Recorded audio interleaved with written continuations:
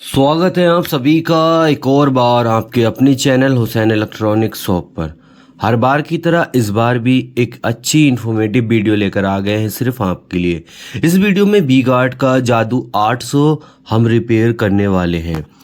आज जानेंगे इसके अंदर जो समस्या है उसको कैसे हम रिपेयर करेंगे, कहाँ से इसको जो है फॉल्ट को हम क्लियर करेंगे, किस तरीके से हम इस फॉल्ट को इजीली समझ सकते हैं। वीडियो काफ़ी सरल रहेगी। इस वीडियो के जरिए हम सारा कुछ वो समझाएंगे आपको, जिसके जरिए आप बहुत इजीली इस इन्वर्टर को रिपेयर करना सीख सकते हो। जो इसके अंदर समस्या है उस समस्या को रिपेयर करना अगर आप सीखना चाहते हो तो इस वीडियो को कंप्लीट वॉच करें। सबसे पहले हमने इसको सप्लाई दे दिया है। सप्लाई देने के बाद हम इसको ऑन करेंगे। बैकअप ऑन हो चुका है, उसके बाद ओवरलोड आपने देखा, पहले ऑन हुआ फिर ओवरलोड, अब फिर देखो बैकअप हो गया फिर ओवरलोड हो गया। यह समस्या क्या है, कैसे हम सॉल्व करेंगे, कहाँ से इसका प्रोसेस स्टार्ट करेंगे, यह सारा कुछ इस वीडियो में रिवील होने वाला है।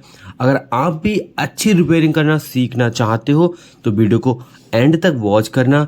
एंड चैनल पर जो भी पहली बार है मैकेनिक भाई हमारे चैनल को सब्सक्राइब करके रखें, ऐसे ही इंटरेस्टिंग वीडियो हम अपलोड करते रहते हैं। तो सबसे पहले हमें क्या प्रोसेस करना है, सबसे पहले हमें ये देखना है फिजिकली कहाँ कहाँ हमारी यानी कि वोल्टेज ड्रॉप हो रहे हैं, या कहाँ कहाँ हमारे कोई कंपोनेंट्स तो ऐसे नहीं हैं जो जल चुके हैं। ठीक, सबसे पहले हमें ड्राइव आईसी को भी देख लेना है, क्योंकि यह फाल्ट ड्राइव आईसी से भी हमारा बहुत ज़्यादा आता है। ड्राइव आईसी का रोल इस पीसीबी में बहुत ज़्यादा इम्पोर्टेंट कर रखा है कंपनी द्वारा। ठीक है, तो यहाँ पर कुछ हीटिंग का इशू है। जहाँ हमने हाथ लगाया यहाँ कोई मॉसफेट देख लेते हैं, कोई मॉसफेट हीट नहीं हो रहा है, यानी कि कोई हीट सिंक हीट नहीं हो रही है। हमें इसका जो प्रोसेस है वो इसकी पीसीबी से ही स्टार्ट करना है। ठीक है, तो यहाँ पर हम बहुत स्मूथ बहुत इजीली सारा प्रोसेस करने वाले हैं। आप इस वीडियो को एंड तक वॉच करना। जो इसके अंदर ओवरलोड की समस्या है वो कई प्रकार से आ जाती है। कभी कभी कुछ सप्लाई हमारी ड्रॉप हो जाएगी तब भी रहेगी, एंड अगर हमारी 83-202 आईसी यहाँ पर ख़राब हो जाएगी तब भी हमारी ये ओवरलोड की समस्या बन सकती है। यहाँ पर कुछ रेजिस्टेंस वगैरह लगी हैं जो कि हीट हो चुकी है या पूरी तरीके से जल चुकी है। अंततः ये रेजिस्टेंस वगैरह या डायोड वगैरह भी अगर शॉर्ट हो जाते हैं फिर भी हमें ओवरलोड को ही जो है देखने को मिल सकता है, यानी कि हमें ओवरलोड ही देखने को मिलेगा। जैसे कि 5 वोल्ट हमारे ओके थे, अब रेजिस्टेंस वगैरह देखते हैं सप्लाई को आउट कर रहे हैं या नहीं। यहाँ पर 4.4 वोल्ट इन 11.5 वोल्ट, यानी कि जो सप्लाई आ रही है वो 11.5 वोल्ट आ रही है, और ये जो रेजिस्टेंस है वो आउट नहीं कर रही है सप्लाई। तो हो सकता है कि हमारी ड्राइव आईसी को पूरी तरीके से वोल्ट ना मिलते हों, जिसकी वजह से हमें ये प्रॉब्लम देखने को मिल रही है। ठीक, तो हमें करना क्या है, देखो ध्यान देना है आपको किस हिस्से में हम वर्क कर रहे हैं, कहाँ पर हमने काम स्टार्ट किया है, इस चीज़ को आपको ध्यान से देखना है। बहुत ज़्यादा डीपली एक एक पॉइंट को यहाँ पर नोट नहीं करेंगे क्योंकि वीडियो बहुत ज़्यादा लंबी हो जाती है। हमें जो है मेन पॉइंट पर फोकस करना है। हमने ये एसएमडी मशीन की हेल्प से रेजिस्टेंसों को रिमूव कर लिया है। 2 से 3 रेजिस्टेंस यहाँ पर लगी होती हैं, उनको हटा दिया है। साथ में एक M7 का डायोड लगा होता है, उसको भी रिप्लेस कर दिया है। ठीक, हटा दिया है। अभी ड्राइव आईसी को हमने टच नहीं किया है। ड्राइव आईसी पर आगे देखेंगे, हो सकता है कि इतना ही काम करके हमारा ये जो ओवरलोड का इशू था वो हो सकता है सॉल्व हो जाए। ठीक, इस चीज़ को यहाँ पर नोट करना है, इस चीज़ को थोड़ी सी तवज्जो रखना है, ध्यान देना है हम किस हिस्से में वर्क कर रहे हैं, किस हिस्से में हमें काम करना है। ऐसा ना हो कि मैं आपको कहीं और समझाने की कोशिश कर रहा हूँ और आप किसी और ही हिस्से में अपना जो है माइंड लगाएं। तो यहाँ पर हम करेंगे क्या, यहाँ पर हम कुछ रेजिस्टेंस ले लेते हैं जो हमारी 15 ओम्स की वैल्यू की, और साथ में हम ले लेंगे एक डायोड M7। ठीक, रेजिस्टेंस 0 से लेकर आप 30 ओम्स तक इस्तेमाल कर सकते हैं जो हमने यहाँ से रिप्लेस किए, अन्यथा ऊपर वैल्यू की ना लगाएं। ठीक, वरना फिर से आपको ओवरलोड ही देखने को मिलता रहेगा। तो यहाँ पर हम क्या करेंगे, एक M7 ले लेते हैं और 3 रेजिस्टेंस ले लेते हैं 15 ओम्स की। ठीक, तो यहाँ पर इंस्टॉल करना जो है स्टार्ट कर देते हैं। प्रोसेस वही सिंपल सा, आप चाहें तो SMD मशीन की हेल्प से भी लगा सकते हैं अगर है तब, अन्यथा नहीं है तो आप आयरन की हेल्प से भी लगा सकते हैं। ये प्रिंट्स वगैरह थोड़े से गड़बड़ हो चुके हैं जिसको हम आयरन की हेल्प से जो है क्लियर कर लेते हैं। आयरन की हेल्प लेना बहुत ज़्यादा ज़रूरी होता है। अब हम SMD मशीन से प्रोसेस स्टार्ट कर देते हैं।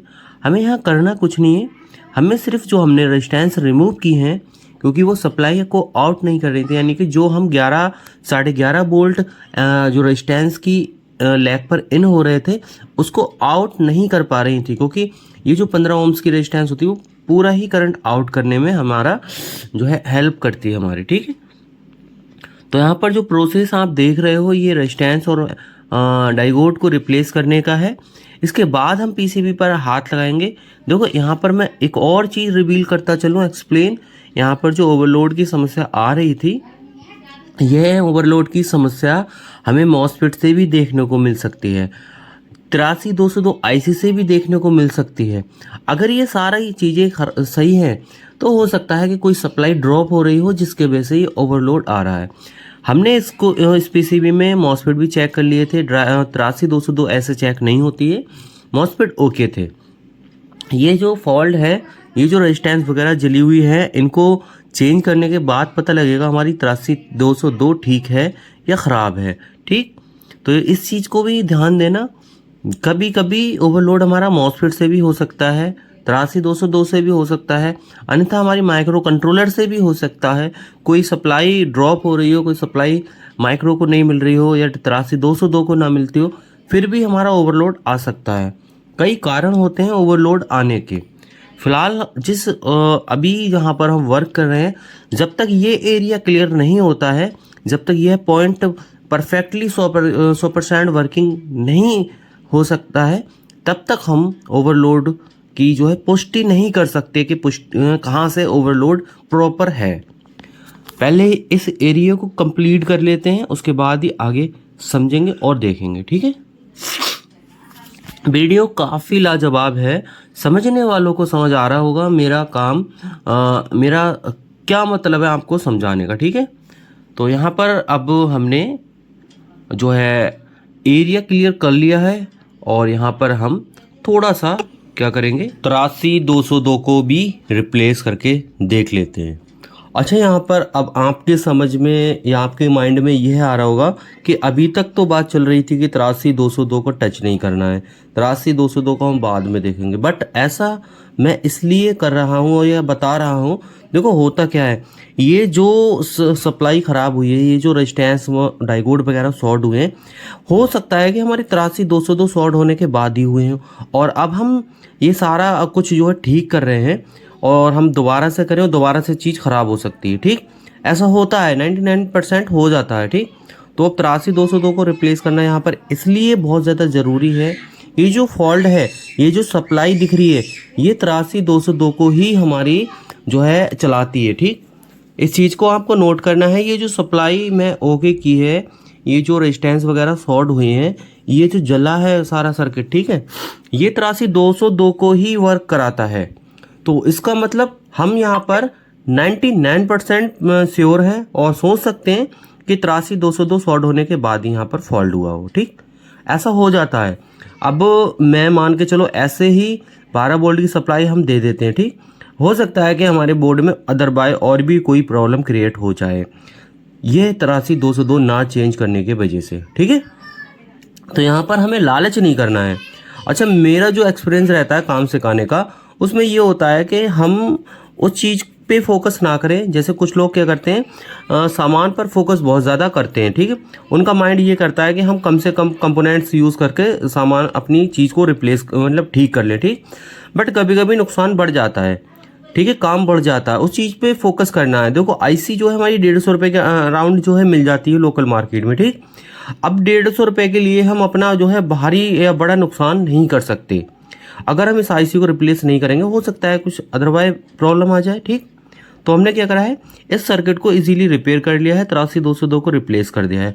यह ओवरलोड की समस्या का 100% का सोल्यूशन है। 100% हमें सोल्यूशन करना है, ना कि हमें कोई भी इसके अंदर जो है कमी छोड़ना है। ठीक, मेरा आप लोगों से अनुरोध है, इस तरीके से ही वर्क करने की आप भी कोशिश करें, ना कि आप किसी प्रकार का लालच करें। कई बार ऐसा हो जाता है कि हम कुछ काम करने की वजह से कुछ काम छोड़ देते हैं, ठीक, तो उसमें हमारा नुकसान हो जाता है। अब 100% हमने रिपेयर कर लिया है, 12 बोल्ट को हमने कनेक्ट कर दिया है और देखते हैं इसके अंदर क्या चेंज हुआ है, क्या परिवर्तन हुआ है। ठीक, इसको ऑन कर लेते हैं। बैकअप की एलईडी हमारी वाइट कलर की जो है वो जल चुकी है, देख सकते हो। अभी तक कोई भी ओवरलोड की एलईडी नहीं जली है, यानी कि जो अब से पहले कंडीशन हो रही थी, कभी ओवरलोड पे जा रहा था तो कभी बैकअप पे आ रहा था, कभी ओवरलोड, ऐसी कंडीशन अभी चेंज हो चुकी है। आपके सामने हमने ये कुछ काम किया है, उस पर नज़र डाल लेते हैं। कुछ जो भी हमने वर्क किया है उसको आपको एक्सप्लेन कर देते हैं ठीक से। यह तो 83202 है जो हमने रिप्लेस की है। इसका कारण ये रिप्लेस करने का यही है कि जो सर्किट हमने रिपेयर किया है वह सर्किट हमारे 83202 को वर्क कराता है, जिसकी वजह से हो सकता है कि यहाँ पर ये शॉर्ट हो। अंततः अगर मान के चले हम नहीं करते हैं तो हो सकता है कि हमारे सर्किट में दोबारा से प्रॉब्लम आ सकती थी। ठीक, आउटपुट वगैरह चेक कर लेते हैं, बैकअप चेक करेंगे, उसके बाद हम चार्जिंग वगैरह चेक करेंगे। आउटपुट हमारी ओके हो चुकी है, देख सकते हो, कोई ओवरलोड नहीं है, कोई दिक्कत, कोई परेशानी बिल्कुल नहीं है। ठीक है, मेंस वगैरह भी देख लेते हैं लगाकर मेंस हमारा कैसा वर्क कर रहा है।